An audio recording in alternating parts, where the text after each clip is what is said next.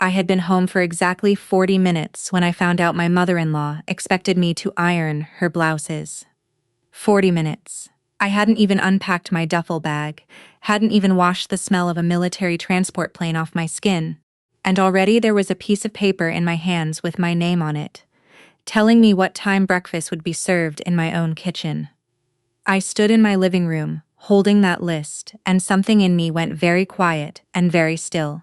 Anyone who has served knows that stillness. It is not calm. It is the moment before you decide exactly how the next battle will be won. My name is Julia Bennett. I'm 39 years old, a major in the United States Army, and I had just come home after 9 months overseas, managing logistics for a task force most people will never hear about. I'd spent those months sleeping 4 hours a night, coordinating supply lines under pressure, making decisions that mattered to real people's lives. I came home wanting exactly 2 things: a hot shower and 12 hours of uninterrupted sleep in my own bed. The house was quiet when I let myself in. Ethan, my husband, was 3 weeks into a construction contract in Alaska, something about a pipeline inspection he'd been talking about for months. I hadn't expected him home, and honestly, I didn't mind. I just wanted the house to myself, just for one night to remember what it felt like to exist, without a schedule dictating my every breath. I got about as far as setting my bag down in the hallway before the doorbell rang. I opened the door and there they were. Margaret, my mother-in-law, 67 years old, dressed like she was arriving for a photograph rather than a visit, and Rachel, Ethan's younger sister, 35, freshly divorced, standing behind her with 2 enormous suitcases, and an expression that suggested she'd already decided which bedroom was hers. "We'll be staying here for a few months," Margaret said, smiling the way people smile when they've already made a decision for you, and are simply informing you of it. I blinked. I hadn't even set down my keys. "I'm sorry, staying here." Margaret waved a hand like this was obvious, like I was the one being slow. Ethan said it was fine. Rachel sold her condo, and with everything she's going through, family needs to step in. She said this as though family were a debt only I was expected to pay. I looked past her at Rachel, who was already scrolling through her phone, not even pretending to be part of the conversation. "I want to be honest about something." In that moment, exhausted and still half convinced I was dreaming, I made a choice that I would spend the next several weeks reconsidering. I stepped back and let them in. I told myself it would be a few days, maybe a week at most. I told myself Ethan must have said something, some version of yes that had gotten lost in translation, between 2 continents and a bad phone connection. I was wrong on both counts. The suitcases hadn't even cleared the doorway before Margaret reached into her handbag and produced a folded stack of papers, crisp and typed like she'd prepared them in advance. "Just a few house rules," she said, handing them to me with the satisfaction of someone completing a task she'd been looking forward to all day. I unfolded the pages, standing right there in my own foyer, still in my travel clothes, still smelling faintly of jet fuel. Breakfast at 6 sharp. Dinner cooked every night by me, apparently. The office door was to remain unlocked at all times, because Margaret liked to use it for her phone calls. The living room was reserved for her guests. Rachel would be using the garage for what the paper vaguely called storage and personal space. And at the bottom, underlined twice, was the line that nearly made me laugh out loud. "Julia will handle laundry and ironing for the household, as military life has surely prepared her for structure and discipline." Rachel actually smiled at that part. "You're Army, right? This should be easy for you." I didn't respond right away. I have learned in 14 years of service that silence is often the sharpest tool in the room. I folded the papers back along their creases and set them on the hallway table, like they were nothing more than junk mail. "Make yourselves comfortable," I said, and I meant it, though probably not in the way Margaret took it. That night, after they'd claimed the guest room, and Rachel had spread her belongings across half the garage, I lay in my own bed, my actual bed in my actual home, 9 months in the making, and I did not sleep. I opened my laptop instead. I stared at a blank document for a long moment, the cursor blinking, the house creaking with the unfamiliar weight of other people's presence. Then I started typing. I titled it Operation House Rules. I am not a woman who yells. I don't slam doors. and I don't raise my voice in front of people who are trying to provoke a reaction out of me. But I have spent my entire career learning how systems work, how structure can be built to reveal exactly who is willing to follow it and who only wanted control. Margaret had handed me a rulebook meant to put me in my place. I intended to hand it right back. At exactly 5 in the morning, my old army PT whistle went off like a gunshot through the house. I heard Margaret's startled cry from the guest room, followed almost immediately by Rachel's shriek, the kind of sound you make when you think the house is on fire, and not when your sister-in-law is simply running a morning inspection. I was already dressed, moisture-wicking shirt, running shorts, hair pulled back tight, standing in the kitchen with a cup of black coffee in one hand and a whiteboard marker in the other. I'd mounted a small dry erase board on the wall the night before, right where Margaret would see it the moment she stumbled into the kitchen looking for her tea. On it, in clean block letters, was a schedule. 0500 wake up, 0520 room inspection, 0540 house cleaning assignment, 0615 breakfast. Margaret appeared in the doorway in her robe, hair still flattened on one side, fury already rising in her cheeks. Before she'd even fully processed what she was looking at. What in the world is this? I sipped my coffee. I thought everyone appreciated structure. You did leave me a very detailed list after all. This is not what I meant. Her voice had the particular sharpness of someone who has just realized a joke has been turned back on them and doesn't find it funny anymore. I only added a few things, I said, keeping my tone light, almost pleasant. I walked to the hallway table, retrieved her folded rulebook, and set it beside the whiteboard. Consider it collaborative editing. Rachel came stumbling down the stairs a moment later, wrapped in a blanket like she'd been dragged from a burning building. Is there an actual emergency? Why is there a whistle? No emergency, I said. Room inspection starts in 15 minutes. I'd recommend making the bed. She stared at me, like I'd spoken a different language. You're joking. In the army, I said, and I let just enough warmth into my voice that it would have been hard for anyone listening to accuse me of cruelty. Whoever sets the rules is expected to lead by example. I thought I'd show you both what that looks like. Margaret's jaw tightened. For a moment, I thought she might actually walk out suitcase in hand, indignant enough to leave on principle. But Margaret was not a woman who abandoned a battlefield she believed she could still win. She folded her arms instead, chin lifted. This is ridiculous, Julia. We are guests in this house. You handed me a list of chores for a guest room stay that apparently has no end date, I said. I assumed that meant we were operating under house rules now. I'm simply matching the energy. I want to be clear about something because I think it matters. I did not scream. I did not throw anything, did not call anyone names, did not do a single thing that could be replayed later and used against me as evidence of pettiness or cruelty. Everything I did that morning was procedural, measured, the kind of discipline you can't argue with because there's nothing irrational to grab onto.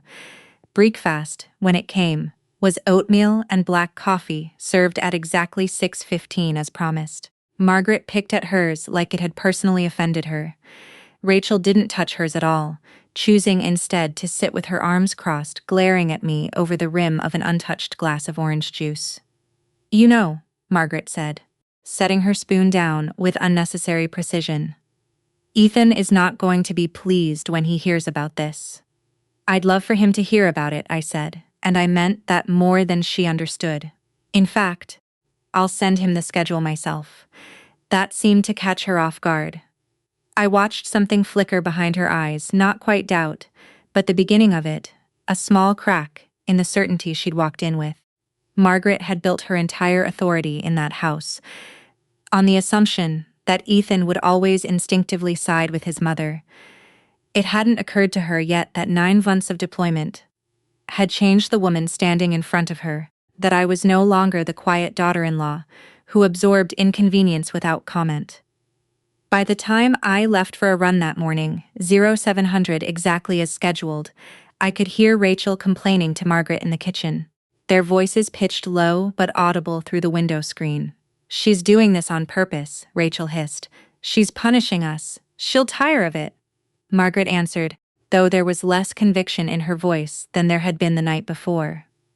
Julia has always been accommodating. I smiled to myself as I laced up my running shoes on the porch. Accommodating. That word had done a lot of work in this family, I was beginning to realize. It had let people assume that my calm was the same thing as my consent. It had let Margaret believe that 14 years of military discipline meant I would simply absorb whatever was handed to me without ever handing anything back. I ran 3 miles that morning, the same route I always took past Linda Morales' house. 2 doors down. She was out watering her garden and gave me a small wave, the kind neighbors give each other without needing conversation. I wondered briefly how much she'd overheard through the thin morning air. Voices carry easily in a quiet neighborhood. I had a feeling she'd find out everything soon enough. Everyone always does. I finished my run, with my heart rate steady and my mind clearer than it had been in months. Whatever Margaret and Rachel had planned when they showed up with 2 suitcases and a list of demands, they hadn't planned on this. They hadn't planned on a woman who had spent the better part of a decade learning that the person who controls the schedule controls the room. They still thought this was a phase. I let them think that. I didn't ask them to leave.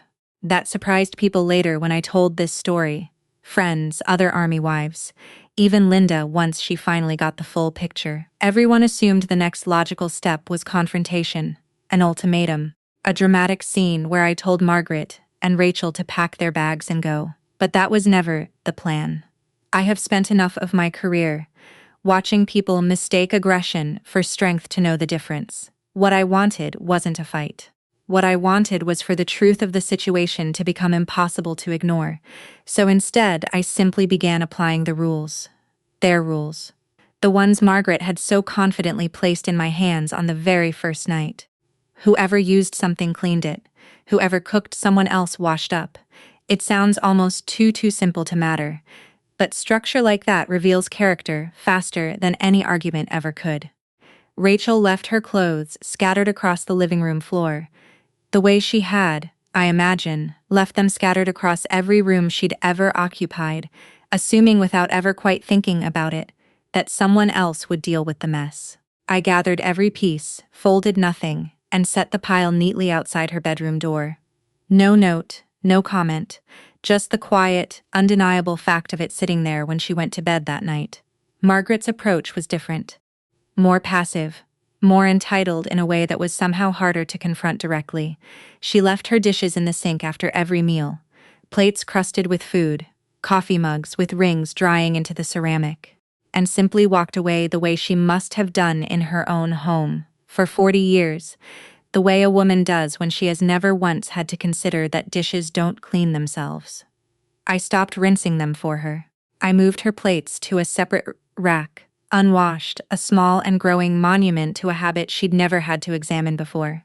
It took about a week for the cracks to really show. Some daughters-in-law these days have absolutely no sense of responsibility. Margaret said one evening, loudly enough that she clearly meant for me to hear it from the next room. Her voice pitched with the particular self-righteousness of someone building a case for an audience that hadn't arrived yet. I walked into the kitchen, dish towel over one shoulder, and smiled the kind of smile that gives away nothing. In the army, I said, we call that personal accountability. She didn't have a response for that. I watched her mouth open slightly and then close again, and for the first time since she'd arrived, I saw something like uncertainty cross her face. Not doubt about me, not yet, but doubt about whether this arrangement was unfolding the way she'd imagined it would when she showed up on my doorstep with 2 suitcases and a list of demands. Linda noticed the shift before either Margaret or Rachel fully understood it themselves. She stopped by one afternoon under the pretense of returning a casserole dish, though I suspected the real reason was curiosity. The whole street had probably heard the whistle by now, had probably clocked the extra car in my driveway, had probably started putting together their own version of the story from fragments overheard across fence lines. "How's the house?" Linda asked, standing on my porch with her arms crossed loosely, a knowing look already settling into her expression. "Educational," I said. She laughed a short, genuine laugh. the kind that told me she already understood more than she was letting on. Margaret giving you trouble? Margaret's giving herself trouble, I said. I'm just not stopping it. Linda studied me for a moment, and something in her expression softened into respect. You've always been too polite for your own good, Julia. Good to see you're not wasting it on people who don't deserve it. I didn't say much else, but I appreciated her for saying it. It's a strange thing coming home from deployment. You spend months surrounded by people who understand the language of discipline and consequence, and then you return to civilian life and have to relearn how to explain yourself to people who've never had to answer to anyone. Linda didn't need the explanation. She'd known me long enough, seen enough of Margaret's behavior over the years at neighborhood gatherings to understand exactly what was happening without me spelling it out. Meanwhile, Margaret's frustration kept building in small, telling increments. She started making pointed comments about modern women and what marriage used to mean, aimed loosely enough into the air that she could deny targeting me directly if I ever called her on it. Rachel, for her part, had stopped even pretending to help around the house, retreating instead into long stretches of scrolling on her phone in the garage she'd claimed as her own personal space, occasionally emerging to complain that there was nothing to eat as though groceries appeared through some effort other than mine. I kept a mental log of all of it. Not out of pettiness, I want to be clear about that, but because I have learned in 14 years of service that patterns matter more than isolated incidents. One bad day means nothing. A consistent pattern documented and observed calmly over time tells you everything about a person's true character, and the pattern here was becoming very clear. Margaret believed this was still her son's house, and by extension hers to govern. Rachel believed that being family excused her from every basic responsibility a grown woman should carry on her own. Neither of them, in all their comments and complaints, had once considered that the woman who'd been managing military logistics on another continent might be quietly cataloging every single thing that was happening in her own home. They thought I was absorbing it. I was documenting it. Ethan called on a Thursday evening, his face pixelated on my laptop screen, the Alaskan light behind him strange and pale, even though it was well past what should have been evening back home. He looked tired in the particular way construction sites make a person tired, sunburned across the nose, a little thinner than when he'd left his voice, carrying that low, worn-out warmth I'd missed more than I let myself admit during the long stretches of deployment when I couldn't afford to miss anyone. "How's it going back there?" he asked, settling into what looked like a folding chair in some temporary trailer, a cup of coffee steaming beside him. I didn't complain. I want to be honest about that because it would have been the easy thing to do, the expected thing. Call up your husband 3 weeks into his work trip and unload every grievance you've been quietly cataloging. But that wasn't what I needed from him. I needed something more precise than sympathy. "Ethan," I said, keeping my voice even, "did you actually tell your mother she could move in here for months?" He blinked, and I watched confusion settle across his face in real time, unmistakable and unrehearsed. "Move in? No, God, no. I told her she couldn't stay a week, maybe, while Rachel figured out her next place. That's it. A week." I felt something in my chest loosen slightly, not relief, exactly, but confirmation. I'd suspected as much. Margaret was not a woman who lied outright. She was a woman who reshaped conversations after the fact, stretched a single sentence of permission into something far larger, and then defended that expanded version with total conviction, as though she'd never bent it at all. "She's been here almost 3 weeks now," I said. "With rules, actual written rules, Ethan, for me, in my own house." "What kind of rules?" I didn't launch into a speech. Instead, I did what I do best. I built the case methodically, the way I'd build a briefing for a commanding officer who needed facts, not feelings. I pulled up the photos I'd been taking quietly over the past 2 weeks and sent them through while we talked. A picture of Margaret's original handwritten list, still creased from where I'd folded it that first night. A still frame from our doorbell camera, showing Margaret ushering guests through our front door, gesturing at the house like a tour guide. Receipts from 3 separate grocery runs, the totals nearly double what I usually spent for one person. A photo of the garage, Rachel's belongings spread across every surface. Boxes stacked against the tools, Ethan kept meticulously organized before he left. I heard him go quiet on the other end of the call. I could see him scrolling through the images on his own screen, his jaw tightening incrementally with each one, that particular stillness he gets when he's genuinely angry, but too controlled to show it right away. She had guests over. He said slowly, more to himself than to me. In our house while you were, he stopped, ran a hand down his face. Julia, I am so sorry, I had no idea it had gotten this far. I know, I said, and I meant it. I have never once believed Ethan orchestrated any of this. He is in many ways a straightforward man. Steady, hard-working. Not the type to scheme or manipulate. His flaw, if you could call it that, was a lifelong habit of giving his mother benefit of the doubt, long after that doubt had stopped being earned. It's a common enough pattern in families like his. Sons who grow up believing their mother's intentions are always good, even when her actions consistently prove otherwise. I'll call her right now, he said, reaching for his phone. Don't, I said. He looked up surprised. Not yet. If you call her and yell, she'll spend the next 2 weeks performing contrition. And the second you hang up, nothing will have actually changed. I'd rather you saw it yourself. He considered that for a long moment, and I watched something shift behind his eyes. Not doubt about me, but a recalibration of everything he thought he understood about his own household. You want me to come home? I want you to come home and see it exactly as it is, I said. Not the version your mother will describe to you over the phone. He didn't argue. That's one of the things I've always respected about Ethan. When presented with clear evidence, he doesn't retreat into defensiveness the way some people do. He looked at the pictures again, at the grocery receipts, at Rachel's boxes crowding out his tools, and something in his expression hardened into resolve. I'll wrap things up early, he said. I can be back in 4 days. Don't tell them, I said. Let it play out a little longer. I'd rather your mother show you who she is than have me tell you. He nodded slowly, and for a moment neither of us said anything, the silence stretching comfortably between two people who'd built a marriage on trusting each other's judgment, even from opposite sides of the world.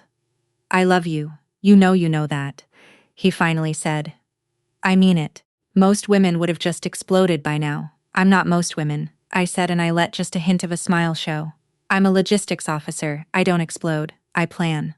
After we hung up, I sat for a while in the quiet of my bedroom, listening to the muffled sound of Margaret's television through the wall, some evening drama playing at a volume clearly meant to announce her presence throughout the house. 4 days. I could manage 4 more days of daily inspections and unwashed dishes, and Rachel's pointed remarks about military women having no sense of humor.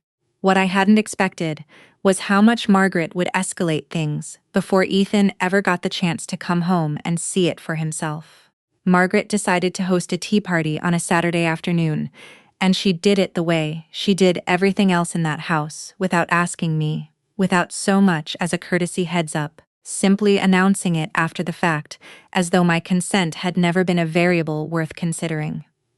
I came downstairs that morning to find her directing furniture like a woman, staging a home for sale. She'd pulled the good china out of the cabinet.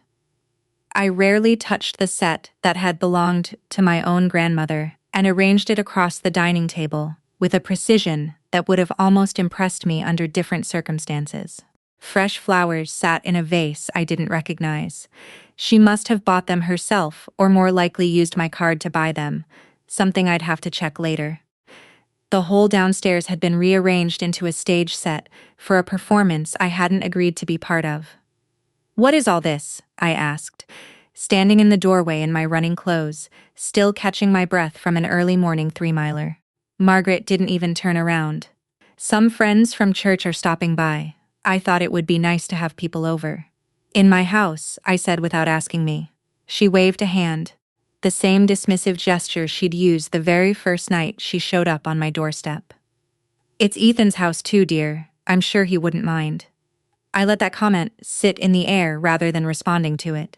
There was something almost useful about watching Margaret build her own case against herself, brick by brick, without any help from me. I went upstairs, showered, and got dressed, not for the party, but because I had a feeling that whatever unfolded that afternoon, I wanted to be fully present for it, clear-eyed and composed. By early afternoon, the doorbell had rung several times. A handful of women filed in, all roughly Margaret's age, dressed in the kind of tasteful, coordinated outfits that suggested this was a regular social circuit for them. Margaret greeted each one at the door with theatrical warmth, gesturing them into the living room like she was welcoming guests into her own personal estate. "This is my son's house," I heard her say to one woman, gesturing broadly at the space around her, at the furniture Ethan and I had chosen together over years of careful budgeting, at the walls we'd painted ourselves the summer we bought the place. "We're just staying a little while, helping out." I stood near the kitchen doorway, a glass of iced tea in hand, and said nothing, not yet. It was one of Margaret's friends, a woman with sharp, curious eyes and an even sharper memory for social dynamics, who finally turned to me directly. "And you must be the daughter-in-law," she said, looking me over with polite interest. Julia, is it? Margaret mentioned you've been away." "Deployed," I said simply. "I got back a few weeks ago." "Well, it must be nice having family here to help you settle back in," she said, glancing toward Margaret with a small, approving smile. I could have let that comment pass. It would have been easier, certainly, to simply nod and smile, and let the afternoon continue on its rehearsed track. But I have never been particularly good at letting inaccurate things stand uncorrected, especially not in my own home, especially not after weeks of watching someone else's version of events calcify into accepted fact. "Actually," I said, keeping my voice light, almost conversational, "the deed to this house has both my name and my husband's name on it. Margaret and Rachel have been staying with us temporarily while Rachel sorts out her living situation." A small silence settled over the room. Margaret's smile didn't waver, but something behind her eyes went sharp and cold. "Julia," she said, a warning threaded carefully into my name. The woman who'd asked the question looked between the two of us, sensing with the particular instinct people develop for detecting family tension, that she'd stumbled into something more complicated than she'd anticipated. "I'm sorry. I just assumed. It's a common assumption," I said, still pleasant, still composed. "Margaret does tend to introduce it that way." Margaret's face flushed, the color rising fast up her neck. "That's not fair," she said, her voice tightening. "I have done nothing but try to help this family." Rachel, who'd been hovering near the refreshment table, suddenly stepped in, her voice sharp with the particular defensiveness of someone who'd been waiting for an excuse to say something cutting. "You could at least pretend to be grateful. Mom gave up her own routine to come help you out." "Help me with what exactly?" I asked. And for the first time that afternoon, I let a small edge slip into my voice. "The rule book, the 5 a.m. house rules I wrote for myself and my own laundry." The room had gone almost completely silent now. Several of Margaret's friends, exchanging uncomfortable glances, clearly recalculating whatever version of this family they'd walked in believing. Rachel opened her mouth to respond, something sharp already forming, when the sound of tires on gravel cut through the tension outside. I turned toward the window. A black SUV had pulled into the driveway, engine cutting off, and a moment later the driver's door opened. Ethan stepped out. He wasn't due back for another 2 days. He hadn't called ahead. He stood there for a moment, in the driveway, duffel bag slung over one shoulder, looking at the collection of unfamiliar cars parked along the curb, and I watched his expression shift from mild curiosity into something far more focused as he walked toward the front door. Margaret's face had gone pale. Rachel had stopped talking entirely. I set my glass of iced tea down on the counter, and for the first time in weeks I let myself smile without holding anything back. I think Margaret genuinely believed, right up until the moment Ethan walked through that door, that he would take her side. That belief had probably carried her through every uncomfortable interaction of the past 3 weeks, the certainty buried so deep it didn't even register as a choice anymore. That blood would always outweigh whatever inconvenience she caused. It's a particular kind of confidence that some parents carry their whole lives, The assumption that a son's loyalty is a fixed, unshakable thing, immune to evidence. She didn't know Ethan had already seen the doorbell camera footage. She didn't know about the grocery receipts, the photos of her rulebook, the pictures of Rachel's boxes crowding out 3 weeks' worth of his tools. She had no idea, standing there in her tasteful floral dress with her book club friends, frozen mid-conversation around her, that her son had spent the last 4 days quietly wrapping up a job in Alaska, specifically so he could come home and witness this for himself. Ethan didn't raise his voice when he walked in. That surprised his mother more than anything else, I think. She'd probably braced herself for an argument, something loud and messy she could counter with tears or indignation. Instead, he set his duffel bag down by the door, looked slowly around the transformed living room, at the good china, at the unfamiliar guests, at his mother standing in the middle of it, all like she owned the place, and he asked one simple question. "Mom, who gave you permission to hand Julia a list of house rules?" The room had gone completely silent. Margaret's friends were doing that particular thing people do when they realize they've walked into a private family matter, studying their teacups, glancing toward the door, calculating the most graceful moment to leave. "I was only trying to help her adjust," Margaret said, her voice climbing slightly defensive. "She's been away so long, Ethan. Someone needed to bring some order back into this house." "This is Julia's house," Ethan said, and something in his tone, quiet, level, absolutely unmovable, carried more weight than shouting ever could have. "Our house? Not a house that needs your rules, while she's the one who's actually lived here, paid for it, maintained it while I was gone, and while she was deployed." "I raised you in this family," Margaret said, and I could hear something genuine cracking through her composure now, something closer to real hurt than performance. "I don't understand why you're speaking to me like this." "Because I saw the camera footage," Ethan said. "I saw you letting strangers into our home and telling them it was yours. I saw the grocery bills. I saw what you did to my tools in the garage." He turned to Rachel, who had gone very still by the refreshment table. "You need to pack your things, both of you, today." Margaret's composure finally broke. Tears rose fast, and she pressed a hand to her chest like the words had physically struck her. "Julia is tearing this family apart," she said, her voice cracking. "You're choosing her over your own mother." I stood near the kitchen doorway through all of this, and I want to be honest, I didn't say a single word. I didn't need to. I had spent 3 weeks documenting, structuring, letting the pattern speak for itself, and now I watched as it did exactly that, in front of an audience Margaret had invited herself in front of witnesses she couldn't later dismiss as biased or exaggerating. Ethan didn't take the bait. "I'm not choosing anyone over anyone," he said, his voice steady even as his mother's tears intensified. "I'm asking you to respect boundaries in a house that isn't yours. That's not the same thing as abandoning you." Rachel finally spoke, her voice sharp with the particular anger of someone who knows they've lost, but isn't ready to admit it. "This is ridiculous. We're your family. And Julia is my wife," Ethan said simply. "That doesn't put her below you on some kind of list, Rachel." It never did. Margaret's friends had begun quietly gathering their things, murmuring polite, awkward goodbyes, the kind of exit people make.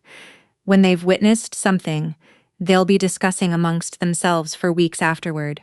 I walked them to the door myself, thanked them for coming with a warmth I mostly meant, and closed it gently behind the last one, leaving the 4 of us alone in a house that suddenly felt very quiet. What happened next surprised me more than anything else that day. Ethan didn't ask Margaret and Rachel to pack.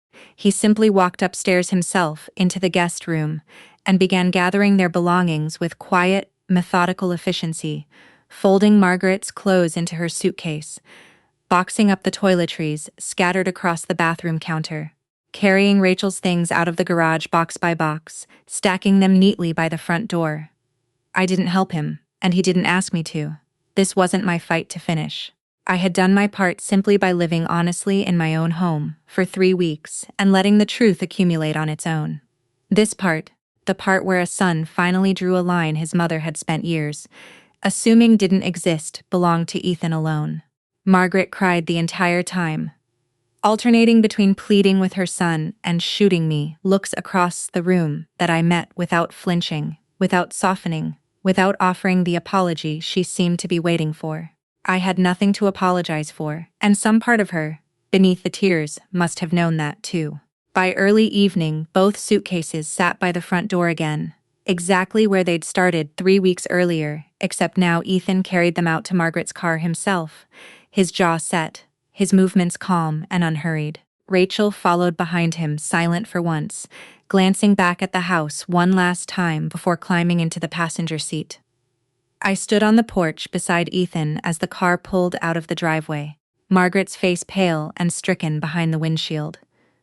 "I'm sorry it took me so long to see it," Ethan said quietly, watching the taillights disappear down the street.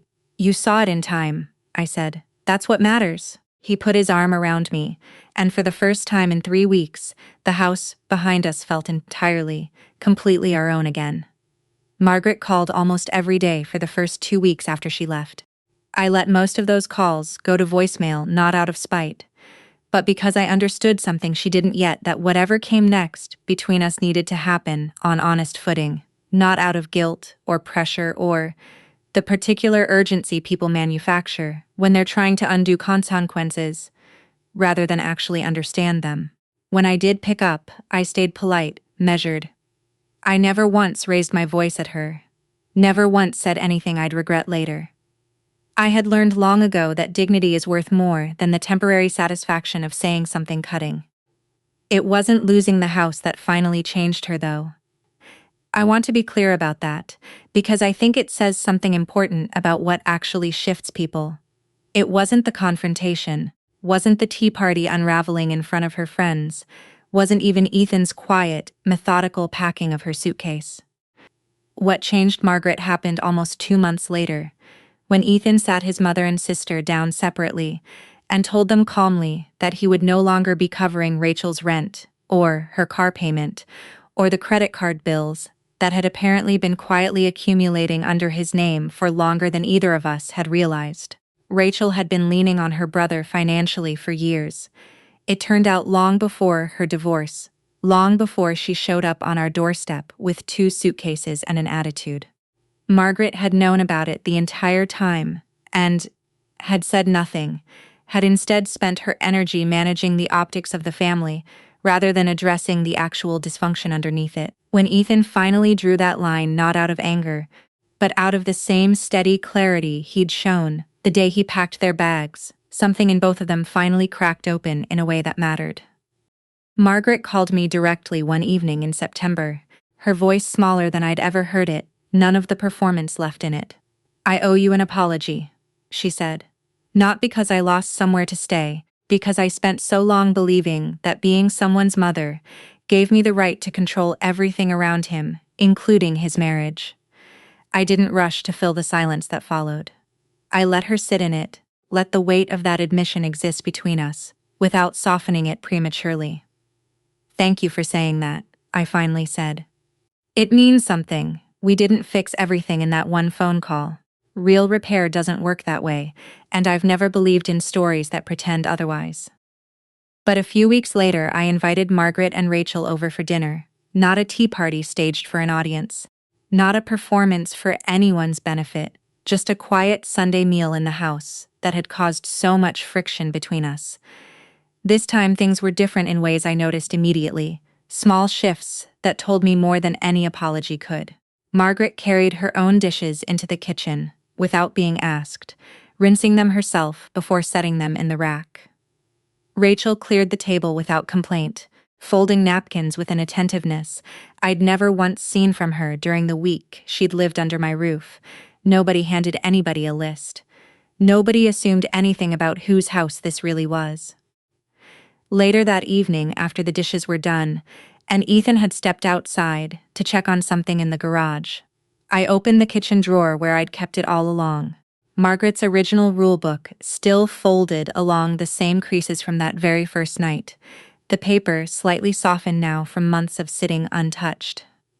I set it on the table in front of her. Margaret looked at it for a long moment, and I watched something complicated move across her face.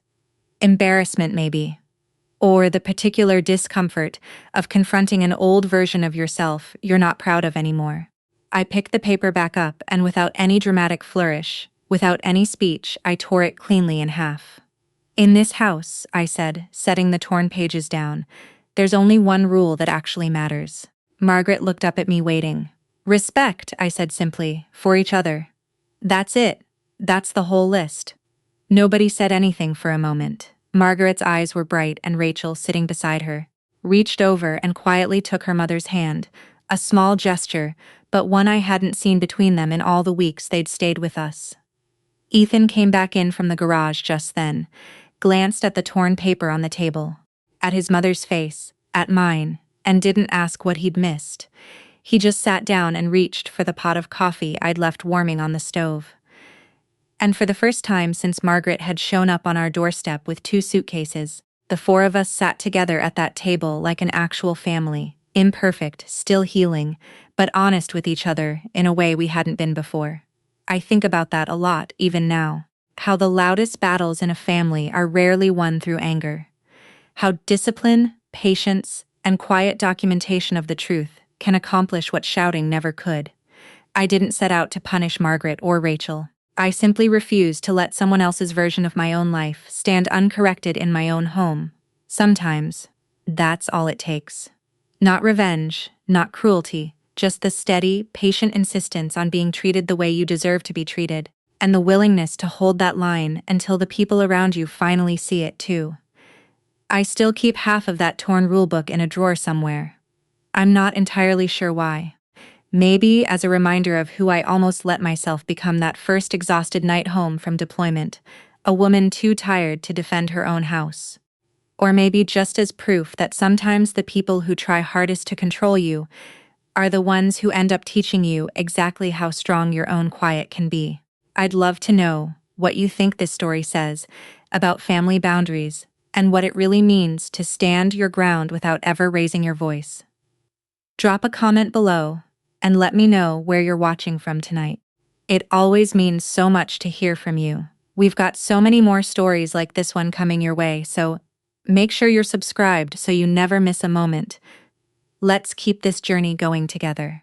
I was fired by the new CEO on a Friday afternoon, right when I was holding the multi-million-dollar future of the entire company in my hands, and he had no idea that I was the only person keeping our overseas partnerships alive. Before I continue this story, let me know where you are watching from in the comments below, and hit like and subscribe if you have ever had to watch an arrogant, incompetent person get a brutal reality check.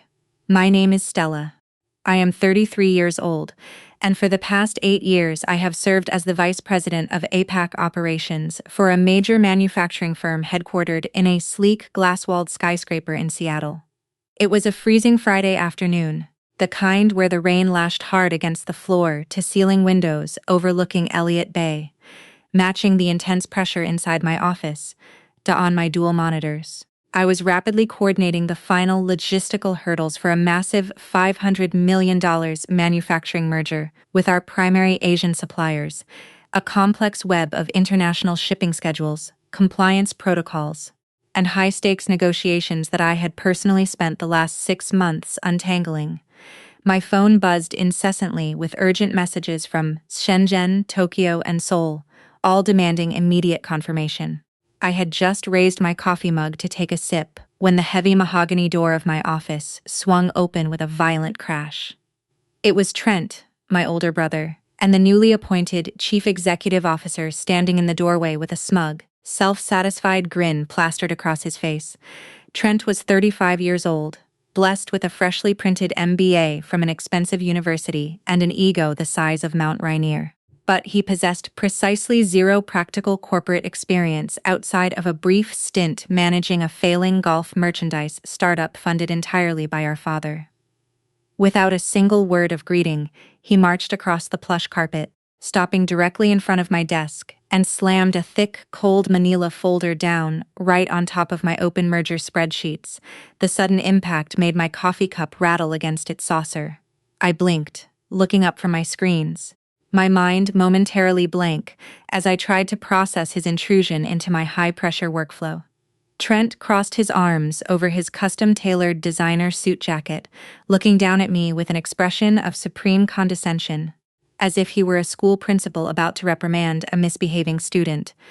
Effective immediately. Your position, as Vice President of APAC Operations, is being entirely restructured, Trent announced, his voice echoing with practiced corporate arrogance. And by restructured, I mean you are officially fired. The words hung in the chilling air of the office, completely disconnected from reality for a terrifying second. My breath caught in my throat, and a sharp, metallic taste flooded my mouth as the sheer magnitude of his words slammed into my brain. Fired, I repeated, my voice dropping to a dangerous whisper as I stared at the manila folder bearing the Human Resources logo. On a Friday afternoon in the middle of a $500 million merger, with 100 international partners waiting on my word. You heard me, Stella Trent snapped, rolling his eyes as though my confusion were an unbearable personal inconvenience to him. So we are streamlining operations, cutting the fat, and modernizing the executive suite. My new management team reviewed your division, and quite frankly, we don't need dead weight clinging to the payroll anymore. I stared at him, my analytical mind, desperately trying to find any shred of logic in his insane statement. Dead. I had single-handedly brought in every major overseas supplier, negotiated our lowest cost margins in a decade, and prevented 3 separate catastrophic supply chain failures over the past 2 years alone. Every single dollar of profit this company boasted about came directly through the networks I had built from scratch. Through years of relentless 60-hour work weeks, missed holidays, and endless international flights. But looking at Trent's completely blank, uncomprehending eyes, I realized he didn't care about facts, metrics, or reality. He cared about power, about exerting his new title, and about proving to our doing father that he was the undisputed king of the corporate castle. The physical sensation of betrayal hit me like a physical blow to my chest, stealing the air from my lungs and sending a sharp wave of nausea rolling through my stomach. The silence in the room stretched out heavy and suffocating, broken only by the rhythmic drumming of the rain against the glass and the muffled ringing of my desk phone as another overseas partner tried desperately to reach me. Trent reached down, tapping his manicured index finger aggressively against the manila folder, containing the termination paperwork he expected me to sign without a fight. Don't sit there looking at me like I've committed a crime, Stella, he sneered, leaning over my desk and invading my personal space. The board agreed with me. Dad agreed with me. We are bringing in a fresh, dynamic vision for this company, and that vision simply does not include an overpaid, glorified translator who thinks she runs the world just because she can chat in Mandarin. I felt my jaw tighten so hard my teeth. A sudden surge of cold fury, instantly replacing the shock and devastation that had threatened to overwhelm me just moments before. He called me a glorified translator. That single ignorant insult laid bare the absolute depth of his staggering stupidity. He genuinely believed my entire job consisted of repeating English sentences into another language, completely oblivious to the intricate web of cultural dynamics, deep-rooted business relationships, and absolute trust, known as guanxi, that governed every single transaction across the Asian markets. He had no earthly idea that the suppliers in Shenzhen didn't do business with our corporate entity. They did business exclusively with me, because of me, and through me. If I walked out that door, the bridge connecting this company to every single overseas partner didn't just crack, it would instantly vaporize into dust. Trent stood there, waiting for me to beg, waiting for me to cry, waiting for me to panic and grovel at his feet for my livelihood, expecting the pathetic submission he was so accustomed to extracting from me throughout our entire lives. But I had spent 8 years surviving the most cutthroat corporate boardrooms in the world, and I wasn't about to break down in front of a petulant, unqualified boy playing CEO. I slowly leaned back in my ergonomic leather chair, keeping my breathing perfectly steady and my facial expression completely neutral, masking the raging storm of calculations spinning inside my head. The phone on my desk continued to ring its flashing light, a silent witness to the impending catastrophe that Trent was walking blindly into. I looked down at the severance package, then back up at my brother, feeling a grim, dark sense of satisfaction wash over me as I realized the exquisite poetic justice of what was about to unfold on Monday morning. Trent shifted uncomfortably under my icy, unwavering gaze, his confident smirk faltering just a fraction as my lack of emotional destruction failed to provide the ego boost he was clearly craving. "Well, are you going to sign the paperwork? Or do I need security to come and physically escort you out of the building?" he demanded, his voice rising in an octave of defensive irritation.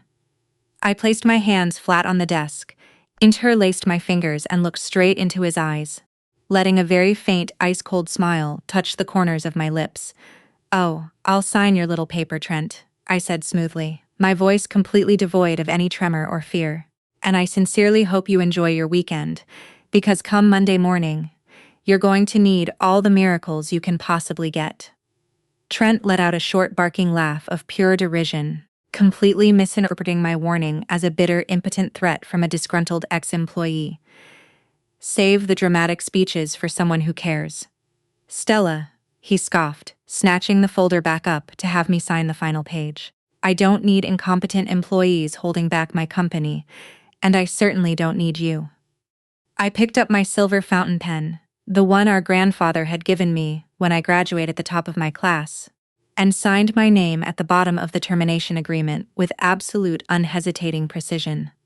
I slid the document across the mahogany wood toward him, standing up slowly to tower over him for just a brief second. "Consider me gone, Trent," I said, grabbing my personal leather notebook and sliding my phone into my pocket. "I wish you the absolute best of luck on Monday. You're going to need every single ounce of it." Trent rolled his eyes, dramatically clutching the termination papers to his chest like a trophy of conquest, as he turned around and marched out of my office without a backward glance. Completely oblivious to the ticking time bomb he had just set off under his own feet, I stood alone in the quiet office for a long moment, listening to the rain fall outside, feeling a profound sense of liberation and vindication wash over me, as I prepared to watch the magnificent empire my family built crumble into absolute ruin before the heavy mahogany door could fully click shut. Trent shoved it open again. His arrogant smirk had shifted into a petty, calculated sneer, clearly unsatisfied with my calm reaction. He wanted blood. He wanted to see me break. He marched right back to my desk, leaning his perfectly manicured hands on the polished wood, invading my space a second time. "I forgot to mention the transition protocol," Trent barked, his voice dripping with condescension. "You have exactly 1 hour to surrender all your digital assets, your WeChat login credentials, and the direct contact files for the Shenzhen executives. My new vice president of operations is moving into this office on Monday morning, and I want it completely sanitized of your presence." I looked at him, my expression a mask of absolute freezing calm. "Your new vice president?" I asked softly. Trent stood up straighter, puffing out his chest like a proud peacock. "Yes, my new vice president. A guy I went to Harvard Business School with. He actually understands modern corporate synergy, unlike you. You have been running the Asian supply chain like some outdated mom-and-pop grocery store, flying overseas every other month just to drink tea and hold hands with factory owners. It is pathetic and horribly inefficient. My team is bringing this company into the 21st century." He paced across my office, gesturing wildly toward the massive monitors on the desk. "We do not need you flying to China to play translator anymore, Stella. Do you have any idea how much money you waste on those business class flights? My team just purchased a premium enterprise-level artificial intelligence translation software. It processes Mandarin in real time. We can negotiate $500 million manufacturing deals through a simple video call, using an algorithm that costs a fraction of your ridiculous salary. You are completely obsolete." I simply stared at him, letting his profoundly ignorant boast hang in the quiet air of my office. Inside my mind, a clinical, almost terrifyingly sharp analysis was taking place. I was suppressing the crushing emotional devastation of being discarded by my own flesh and blood, channeling every ounce of that pain into pure, unadulterated logic. Trent was a fool, a dangerous, entitled fool, who had absolutely no concept of how Asian business relations actually functioned. He honestly believed that dealing with a manufacturing titan, like Mr. Jiang, was just a matter of plugging English words into a machine and waiting for a translated response. He knew absolutely nothing about guanxi. He did not know that guanxi was the invisible, unbreakable currency of respect, trust, and mutual obligation that powered every single major business deal in China. Mr. Jiang did not sign contracts with a corporate logo or an artificial intelligence program. He signed contracts with me. I had spent 8 grueling years cultivating that relationship. I had spent sleepless nights helping Mr. Jiang secure emergency shipping routes when the global supply chain collapsed 5 years ago. I knew his wife's name. I knew which specific vintage of baijiu he preferred during celebratory dinners. I knew the subtle, unspoken rules of Meionzi, the concept of saving face, which dictated that you never disrespect a senior partner by pushing them off to an unproven junior executive. If Trent threw a fresh Harvard graduate and a translation app at a fiercely traditional 60-year-old billionaire like Mr. Jiang, it would not just be a failure. It would be perceived as a catastrophic, unforgivable insult. You really think an algorithm is going to close the Jiang merger on Monday? I asked, keeping my tone deceptively mild, watching him with the detached curiosity of a scientist observing a doomed experiment. I know it will, Trent sneered, adjusting his silk tie. Because business is just numbers, Stella. It is profit margins and supply logistics. You overcomplicate everything with your emotional attachments and your desperate need to feel important. The board sees it. Dad sees it. We all know you have been milking this position for years just to feel like you are on my level. But you are not. You are just an overpaid assistant who happened to learn a second language. The sheer toxicity of his words was meant to gut me, to trigger the familiar scapegoat response I had been conditioned to exhibit since childhood. Growing up, Trent was the golden child who could do no wrong. Whenever he failed, my father swooped in with a checkbook to clean up the mess. Whenever I succeeded, my achievements were immediately minimized, categorized as lucky or merely adequate. My 80-hour work weeks, my stress-induced migraines, my total sacrifice of a personal life to keep our family company afloat. All of it was reduced to nothing in the face of his unearned ego, but I refused to play the victim anymore. I reached into my desk drawer, pulled out a stack of empty USB drives, and placed them neatly on the desk. The company's servers hold the basic supply manifests and the official contract drafts, I said smoothly, standing up to meet his arrogant gaze. However, the direct WeChat accounts, the private mobile numbers for the Shenzhen executives, and the personal communication logs are tied to my private devices. They are my intellectual property built on my personal time, entirely separate from the corporate network. You fired me effectively immediately, which means I have no legal obligation to surrender my personal network to you. Trent's face immediately flushed a dark, angry red. He slammed his hand flat against my desk. You work for this family, Stella. Everything you have belongs to this company. You will hand over those contacts right now, or I will have legal destroy you. Your legal department can try, I replied, grabbing my coat and my leather handbag. But considering you just proudly handed me a generic severance package that legally severs my ties to this corporation without a proper handover clause, I suggest you ask your Harvard buddies how to use their search engine to find Mr. Jen's phone number. Trent gap-head at me, his mouth opening and closing as the first tiny fraction of reality began to crack through his bulletproof arrogance. He tried to formulate a command, a threat, anything to assert his dominance, but he was completely out of his depth. I am leaving now, I stated, walking around the desk and stepping right past him. Your new vice president can have the office. I am sure his translation app will look fantastic sitting on this desk, while the Asian supply chain burns to the ground. I did not wait for his response. I walked out of the office, my heels clicking sharply against the hardwood floor of the executive corridor. But before I left the building completely, I knew I had to make one final phone call. I pulled out my phone and dialed the only person who had the power to stop this madness, knowing full well he wouldn't. I dialed our father. The line rang 3 times before his familiar gruff voice answered the call. The faint clinking of crystal glasses and muted conversations of his private country club echoed behind him. Harrison was 62 years old. He was a man who had built his corporate empire on relentless ambition and a highly specific, archaic view of how the world should operate. I had spent my entire adult life trying to prove my worth to him. I pulled countless all-nighters and sacrificed my weekends, all to earn a fraction of the pride he freely gave my brother for simply existing. "Dad," I said, keeping my voice incredibly steady to mask the hurricane of betrayal currently tearing through my chest. Trent just walked into my office and handed me a termination notice. "He is firing me on the eve of the Jong merger. I need you to step in and stop this immediately before he tanks a $500 million deal." I waited for the shock. I waited for the immediate booming command for Trent to get on the line. I waited for the sudden realization that his inexperienced son was about to detonate a nuclear bomb under the corporate foundation. Instead, I heard the gentle clinking of ice against crystal as Harrison took a leisurely sip of his expensive scotch. "Stella, I know you are upset right now." He began employing that patronizing, calm tone he always used when treating my professional concerns like childish tantrums. "But we discussed this leadership transition weeks ago.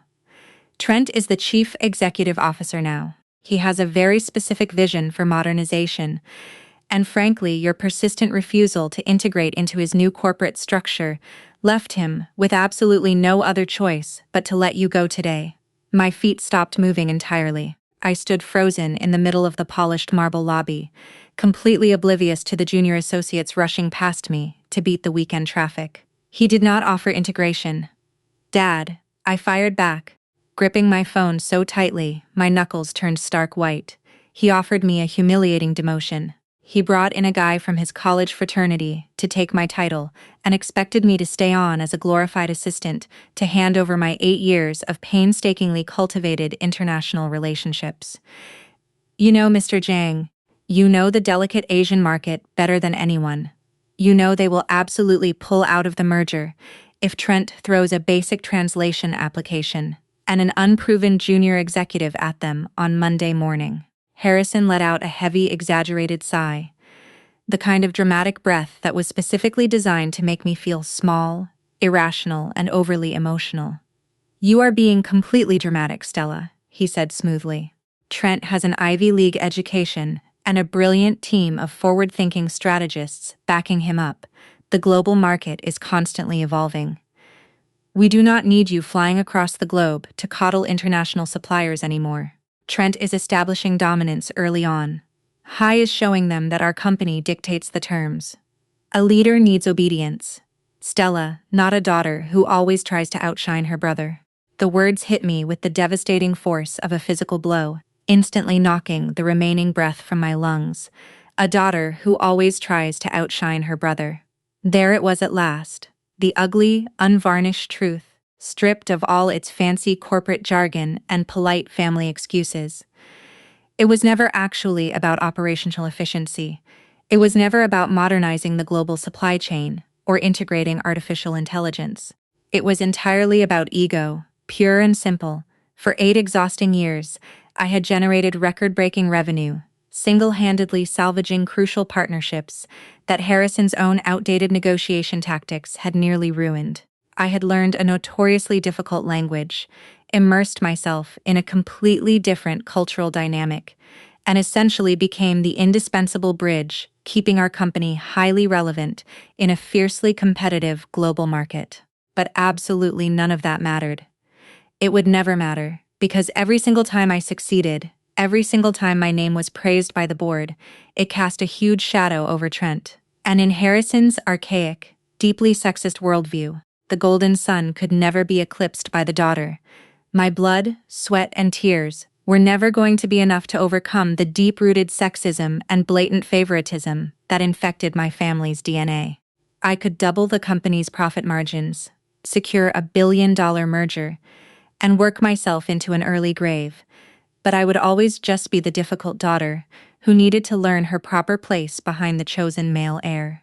Harrison genuinely did not care if the company suffered a temporary financial setback, as long as Trent was seated on the corporate throne, completely unchallenged and unquestioned by anyone. I stood in the lobby, the cold marble seeping into the soles of my shoes, and felt a profound, chilling clarity wash over me. The invisible chains of obligation and familial loyalty that had bound me to this highly toxic dynamic for over 3 decades suddenly shattered. I had spent my entire life starving for validation from a man who viewed my professional competence as a direct insult to his son. "Dad," I said, my voice dropping to a low, dangerously calm pitch that finally made the background noise on his end go perfectly quiet. "Do you honestly believe Trent can close the John contract without me?" "Hi, is the CEO," Harrison replied stubbornly, though a tiny fraction of doubt finally crept into his arrogant tone. "He will handle it. You need to accept that your role in this company has concluded. Take your severance package, take a long vacation, and let your brother lead. Do not make this a messy family issue, Stella. Be a good sister for once." A good sister, the ultimate scapegoat title. I hung up the phone without saying another single word to him, absolutely done fighting for respect from him. I lowered the phone from my ear and slid it deep into my coat pocket. I had just ended the call without another word, and in that precise moment, a profound icy calm replaced the burning resentment in my chest. I was entirely finished seeking validation from a father who would happily sacrifice my career on the altar of my brother's ego. However, I was absolutely not going to leave the building without my personal files and the physical evidence of my 8 years of grueling sacrifice. When the elevator doors slid open on the top executive floor, I bypassed the whispering administrative assistants and walked directly into the human resources storage room. Grabbing a standard-issue heavy-duty cardboard box, I carried it back to my office. My movements precise, mechanical, and entirely devoid of the hysterical emotional breakdown my family was clearly waiting for. I had exactly 15 minutes before corporate security formally deactivated my access badge, and I was going to use every single second to erase my legacy from this ungrateful company. I started with my massive mahogany desk. I swept my personal ergonomic pens, my custom leather planners, and my private encrypted hard drives directly into the box. Next came the framed photographs decorating the bookshelves. I did not have pictures of relaxing family vacations or weekend golf trips like Trent. My frames held the literal history of my survival in this cutthroat industry. I packed the photograph of my first successful factory tour in Guangzhou, the ceremonial silk scarf gifted to me by the Tokyo Logistics president, and the delicate hand-painted tea set Mr. Zhang had personally presented to me last Lunar New Year. Each item was a physical manifestation of my blood, sweat, and relentless dedication. To Trent, they were just foreign trinkets cluttering up his new modern aesthetic. To me, they represented $500 million of locked-in loyalty that he was about to lose forever. 8 years of missed birthdays, canceled dates, and midnight conference calls were packed away into a cheap cardboard box in a matter of minutes. As I reached for my favorite travel coffee mug, Trent sauntered back into the office, flanked by our terrified-looking head of human resources, Brenda. Trent was holding a thicker, finalized stack of legal separation documents, clearly irritated that I had not fled the building in tears yet. He leaned against the doorframe, crossing his arms and watching me with a smug, victorious sneer, utterly failing to mask his desperate need to see me suffer. "Brenda needs you to sign the official corporate exit release." Stella, Trent announced, his voice echoing loudly for the benefit of the eavesdropping staff in the corridor outside. The first paper was just the preliminary notice. This one waives your right to sue us for wrongful termination and finalizes your severance payout. Sign it, grab your little souvenirs, and let security escort you out. I do not want you lingering and depressing the rest of the floor with your attitude. I ignored his petty taunts entirely, placing my mug securely into the cardboard box before turning my attention to the thick stack of papers Brenda nervously placed on my desk. I did not rush.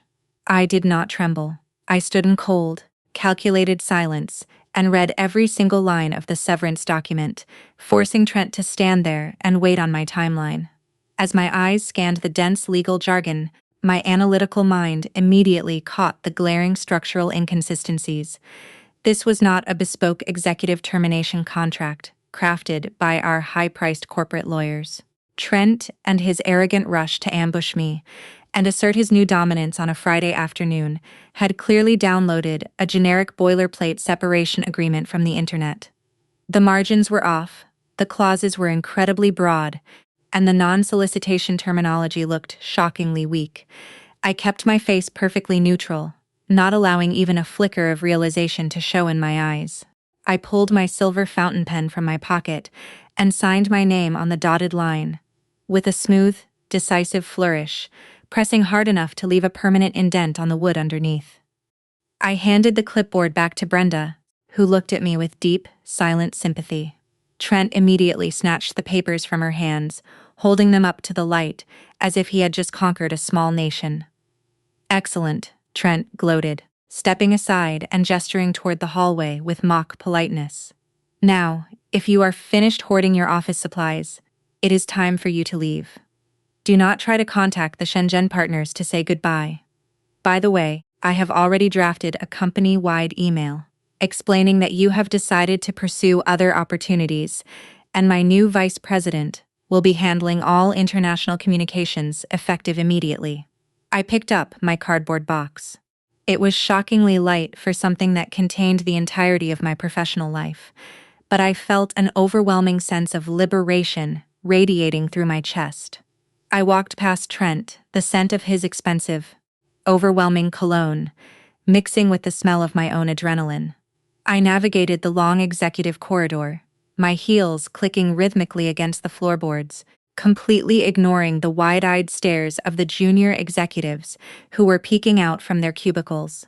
Trent followed closely behind me, acting as a self-appointed security guard, practically vibrating with the thrill of throwing his own sister out of the building. I reached the glass double doors that led to the main elevator bank. I pressed the call button, watching the digital numbers light up as the car ascended to our floor. The entire floor was dead silent.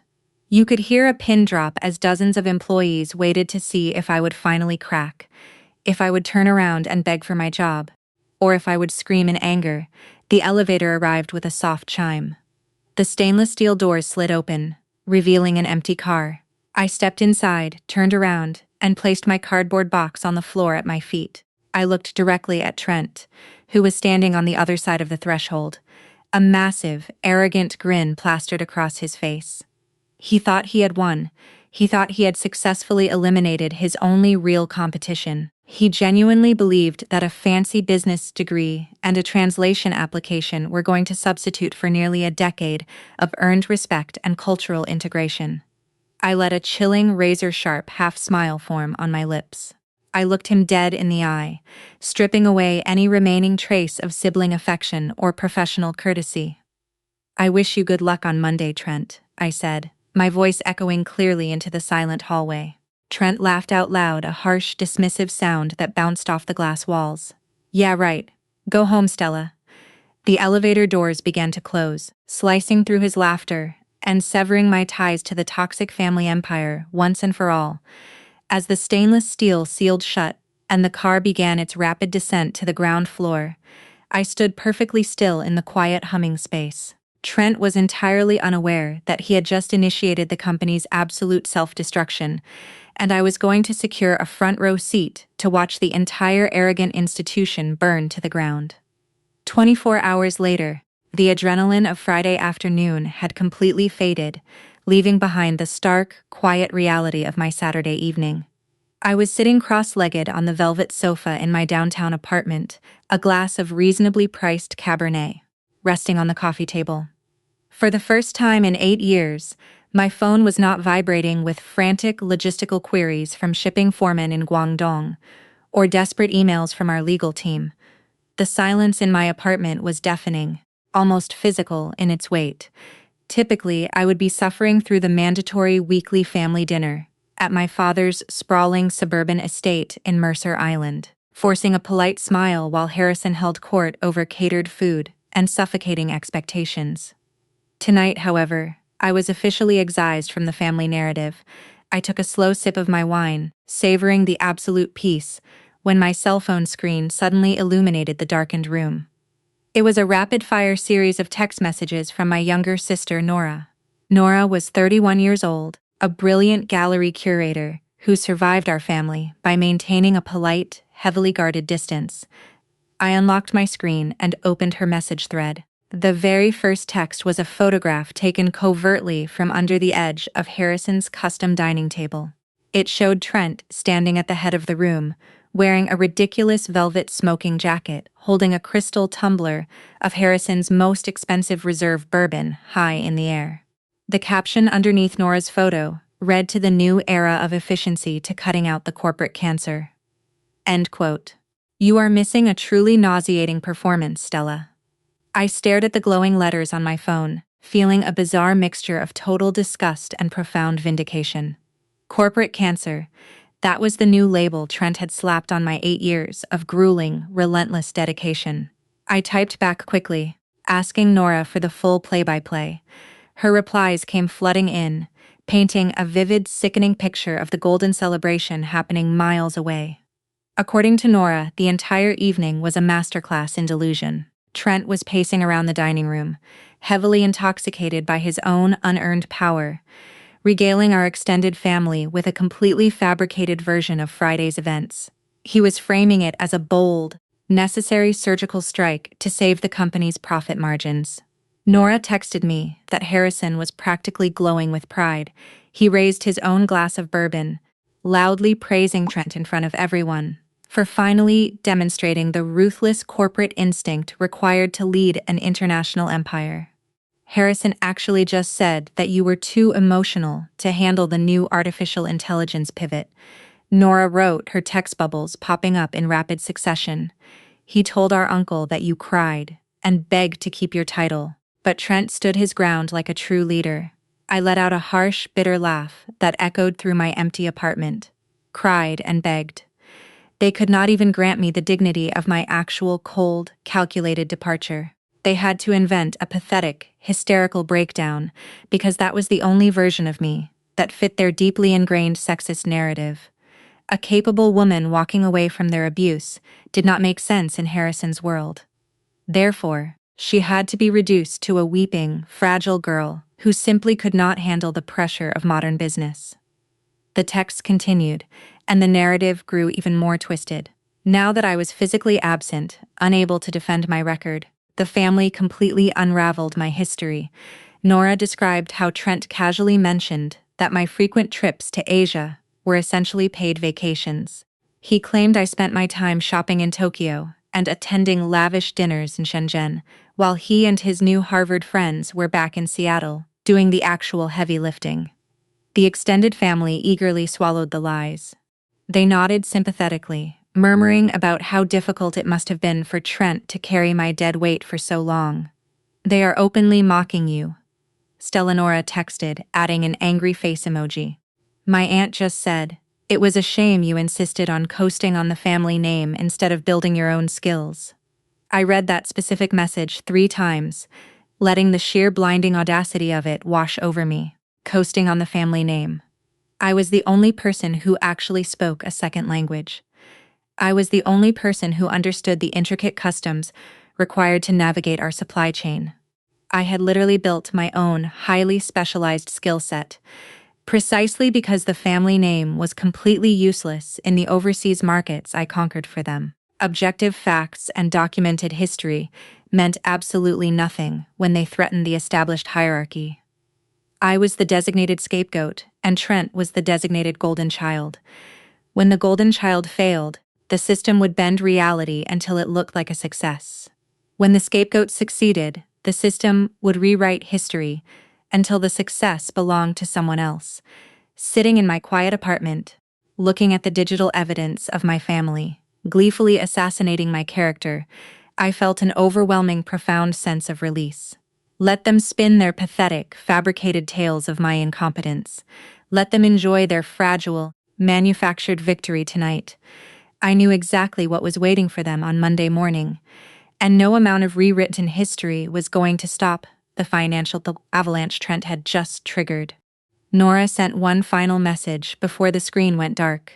Jamal cannot take another second of this garbage. We are leaving right now. Do not move. We are coming to your place. I smiled a genuine, relaxed smile and typed back a single confirmation. I locked my phone. The dark chapter of my role as the family scapegoat officially closed forever. Less than 20 minutes after I locked my phone, a sharp, authoritative knock echoed through my apartment. I had not bothered to turn on the overhead lights. The only illumination in my living room came from the amber glow of the street lamps, filtering through the rain-streaked windows, casting long, distorted shadows across the hardwood floor. I was still sitting exactly where I had been, the half-empty glass of Cabernet resting loosely in my hand. My mind a churning vortex of residual anger and cold calculation. I set the glass down on the coffee table and walked to the front door, pulling it open to reveal my sister Nora and her husband Jamal standing in the dimly lit hallway.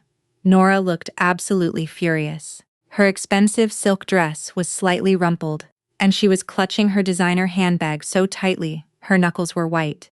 But my attention immediately shifted to Jamal. Jamal was 34 years old, a brilliant, ruthlessly effective African-American corporate attorney who specialized in high-stakes mergers and acquisitions for a rival firm downtown. He possessed a commanding, immovable presence that instantly altered the gravity of any room he entered. Tonight, he was still wearing his impeccably tailored charcoal suit from a Saturday afternoon client meeting. His tie loosened just a fraction, his dark eyes sweeping over me with a razor-sharp, analytical intensity. He did not look like a brother-in-law arriving to offer familial comfort. He looked like a predator who had just caught the scent of blood in the water. Nora pushed past me into the apartment, kicking off her heels with a frustrated sigh. "I am so sorry we left you alone with your thoughts for so long, Stella," she said, her voice shaking with adrenaline. "But I swear to God, if we had stayed in that dining room for one more minute, Jamal was going to throw Trent through the custom bay window." Jamal stepped inside and closed the door firmly behind him, shutting out the rest of the world. He locked the deadbolt with a solid metallic click. I did not say a single word. I just watched him as he walked into the dark living room, completely ignoring the comfortable armchairs. He stood right in the center of the room, radiating a cold, focused energy. "I appreciate the restraint, Jamal," I said softly, leaning against the kitchen counter. "But you really did not have to ruin your Saturday evening for me. I am perfectly fine. I am just sitting here enjoying the profound silence of being entirely unemployed." Jamal did not offer a polite smile. He did not offer any empty, hollow sympathy or platitudes about how everything happens for a reason. He bypassed the emotional family drama entirely and immediately shifted into the cutthroat legal mindset that made him one of the most feared litigators in the city. "We did not ruin our evening," Stella Jamal said, his deep voice slicing through the quiet gloom of the apartment. "Trent ruined it." The second he opened his mouth and started bragging about executing a hostile corporate restructuring without consulting a single legal advisor outside of his frat house group chat. Nora told me what he said. She told me how Harrison validated it. It was completely disgusting. But frankly, I do not care about your father's toxic ego right now. I care about your immediate legal exposure and your strategy for survival. Nora walked over to the kitchen island and poured herself a glass of water, her hands still trembling slightly. "You should have seen him, Stella," she interjected, looking at me with a mixture of awe and residual anger. "Trent was in the middle of a toast, literally bragging about how he outsmarted you, and Jamal just stood up. He did not shout. He just placed his napkin on the table, looked Trent dead in the eye, and told him that arrogance was a very poor substitute for intelligence. Then he took my hand, and we walked right out the front door, while Harrison was screaming at us to sit back down. It was magnificent."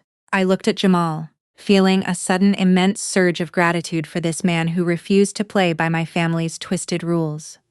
"Thank you," I said, meaning it from the absolute bottom of my heart. "Save the gratitude for when we actually win," Jamal replied, taking a few steps closer to me. He unbuttoned his suit jacket, transforming from a supportive family member into my aggressive legal counsel. "Right now, you are sitting in the dark, nursing a glass of wine, when you should be preparing for a massive corporate war. I know you, Stella. I know you spent the last 8 years building an ironclad supply chain infrastructure that this company relies on to survive. If Trent actually fired you on a Friday afternoon right before the Jang merger, he did not just make a family mistake. He made a catastrophic legal and financial error. I took a deep breath, the sheer reality of the situation finally beginning to crystallize under Jamal's intense scrutiny. He handed me a generic separation agreement, I explained, keeping my tone as clinical and detached as his. He brought human resources into my office, but the paperwork was incredibly sloppy.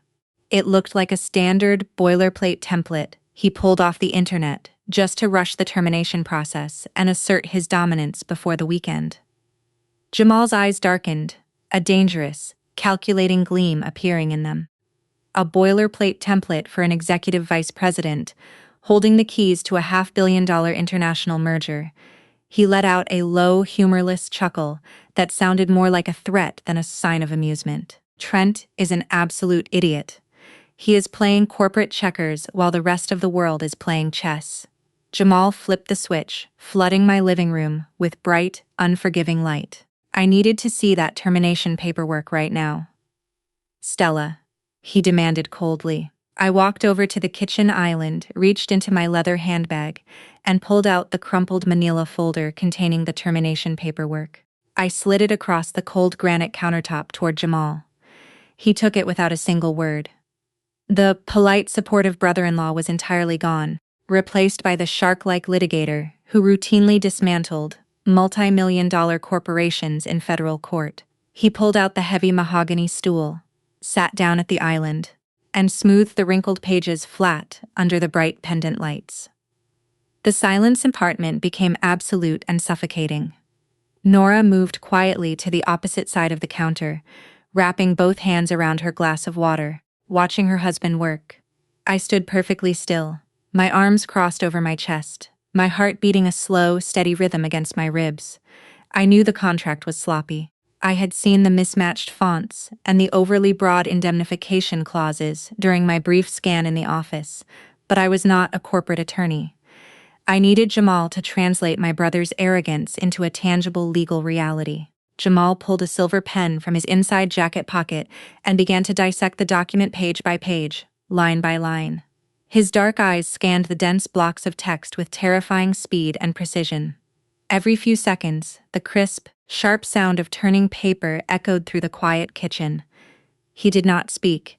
His face remained a completely unreadable mask of intense concentration. I watched his pen hover over a paragraph, circle a specific phrase, and then move rapidly down the page. The tension in the room coiled tighter and tighter with every passing minute. It felt like we were standing on the edge of a massive cliff, waiting to see if the ground was going to crumble beneath our feet, or if we were about to jump and fly. Page 1 was finished. Page 2. Page 3. He paused at the fourth page, his pen hovering completely still over a thick block of text near the bottom margin. His brow furrowed deeply. He leaned closer to the paper, his eyes narrowing as he read the paragraph a second time, and then a third time. I felt a cold spike of adrenaline hit my stomach. "What is it?" I asked, my voice barely above a whisper. "Did he lock me out of my severance pay?" Jamal did not answer immediately. He slowly lowered his pen to the granite counter. He stared blindly at the kitchen cabinets for a long, agonizing second, his mind clearly racing through 1,000 different legal permutations. And then the absolute last thing I expected happened. Jamal burst into laughter. It was not a polite, restrained chuckle. It was a massive, booming, chest-deep roar of genuine amusement that shattered the suffocating tension in the room. He leaned back in his stool, covering his face with his hands, his shoulders shaking with uncontrollable laughter. Nora jumped, splashing water over the rim of her glass, staring at her husband as if he had completely lost his mind. "Jamal, what is so funny?" Nora demanded, setting her glass down loudly. "My sister just lost her career and you are laughing like we are at a comedy club." Jamal took a deep, gasping breath, trying to compose himself, but a massive, triumphant grin remained plastered across his face. He shook his head, wiping a tear of mirth from the corner of his eye. "I am not laughing at Stella, Nora," he said, his voice thick with sheer disbelief. "I am laughing at Trent.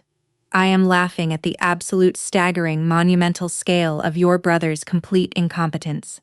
He grabbed the contract, spun it around on the counter, and pushed it toward me. He tapped his index finger aggressively against the fourth page.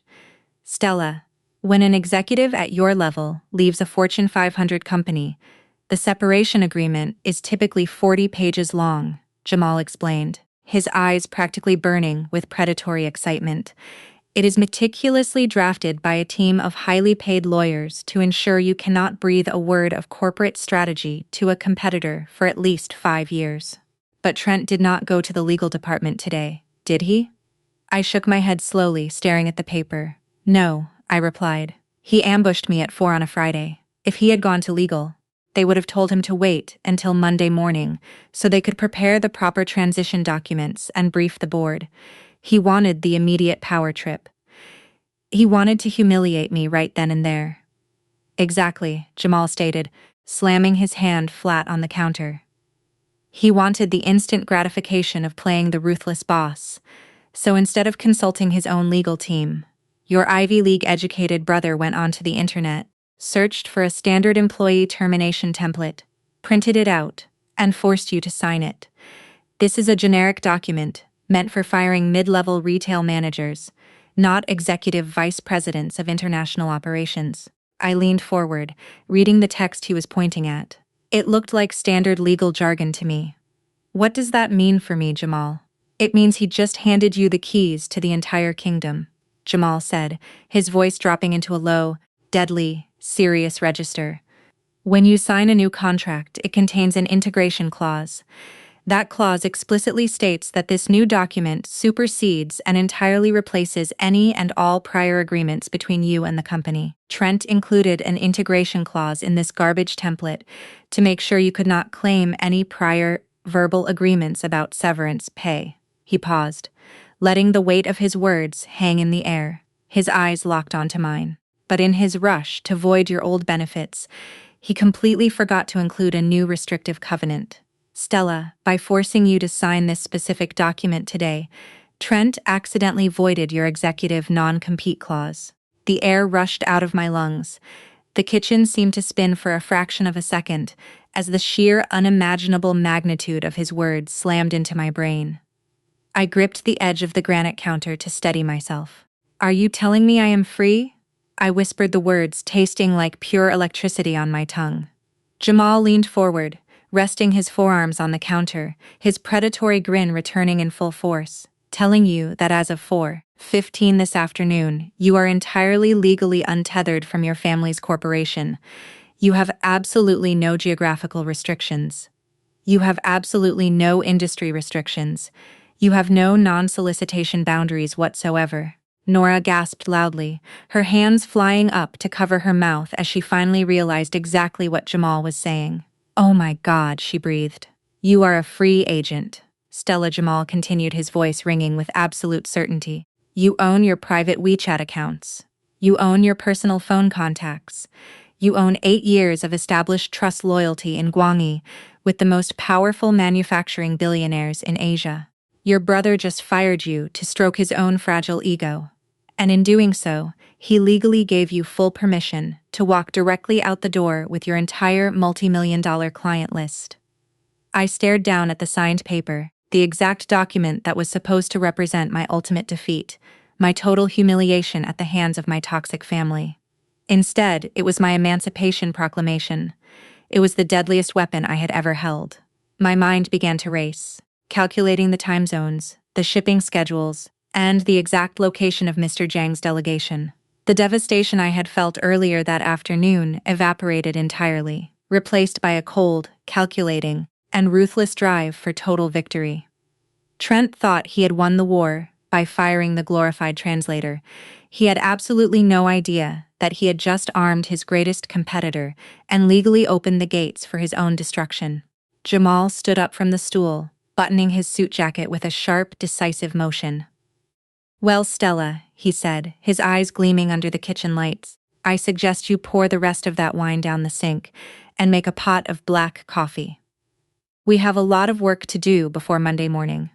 I poured the expensive Cabernet down the kitchen sink, watching the dark liquid drain, and immediately started brewing a massive pot of dark roast coffee. The rest of Saturday night and the entirety of Sunday dissolved into a blur of relentless, hyper-focused execution. Jamal transformed my dining room table into a makeshift war room. He had his laptop open, drafting the articles of incorporation for my brand new consulting firm, aggressively securing the LLC registration through expedited state portals. I sat across from him, my screen filled with supply chain mattresses and contact lists, extracted from my private encrypted drive. We were not building a lifeboat. We were building a warship. Jamal meticulously drafted ironclad non-disclosure agreements and fresh vendor contracts, ensuring every single legal vulnerability Trent exposed was weaponized in my favor. Nora kept the coffee flowing and ordered takeout. Her initial shock completely replaced by fierce, unwavering support. By Sunday afternoon, my consulting firm was officially a registered legal entity in the state of Washington, armed with a pristine corporate structure and zero non-compete liabilities. It felt completely surreal. My family had spent my entire life trying to shrink me to fit into their shadow, and in less than 48 hours, I had laid the foundation for an empire that would eclipse theirs entirely. But having a legal entity was only half the battle. I needed to secure the absolute loyalty of the single most important piece on the chessboard. At exactly 8:00 on Sunday evening, which was Monday morning in Shenzhen, I picked up my cell phone and dialed the private direct line for Mr. Zhang. He was 60 years old, a seasoned manufacturing titan who commanded a massive industrial conglomerate with an iron fist and traditional values. He did not speak a single word of English, or at least that was the arrogant assumption. Trent and my father operated under for nearly a decade. The line rang twice before he answered. "Director Stella." His warm, grayly voice echoed through the speaker in perfect Mandarin. "It is a pleasure to hear from you before the official delegation arrives in Seattle." I closed my eyes, centering my breathing, knowing exactly how carefully I had to navigate this conversation. "Mr. Zhang, it is always my honor to speak with you," I replied in flawless Mandarin, maintaining the utmost respect in my tone. "I am calling to ensure your flight was comfortable and to express my deepest gratitude for the partnership we built over these past 8 years." There was a highly calibrated pause on his end. He was a master of reading between the lines, and my specific use of the past tense did not go unnoticed. "Is there an issue with the itinerary?" he asked smoothly. "No issue with your itinerary, Mr. Zhang," I answered, choosing my next words with surgical precision. "However, I felt it was my duty to personally inform you that there has been a sudden and severe shift in corporate management on our end. I will unfortunately not be present in the boardroom to welcome you this morning." A palpable silence descended over the line. I could almost hear the gears turning in his brilliant strategic mind. In Asian business culture, sudden absences of key relationship managers right before a major contract signing were massive red flags, signaling instability and profound disrespect. "I see," Mr. Zhang finally replied, his voice dropping into a colder, highly formal register. "Who will be conducting the final merger negotiations?" "Trent has assumed full control as the new chief executive officer," I explained calmly. "He is eager to present his modern vision to you." Another long silence stretched across the connection. "I understand completely, Director Stella," he said. "I appreciate your deep loyalty in making this personal phone call. We will proceed to the headquarters as scheduled." We ended the call respectfully. I set my phone down, a fierce thrill of anticipation coursing through my veins. I had not broken any confidentiality clauses, and I had not insulted my family's company.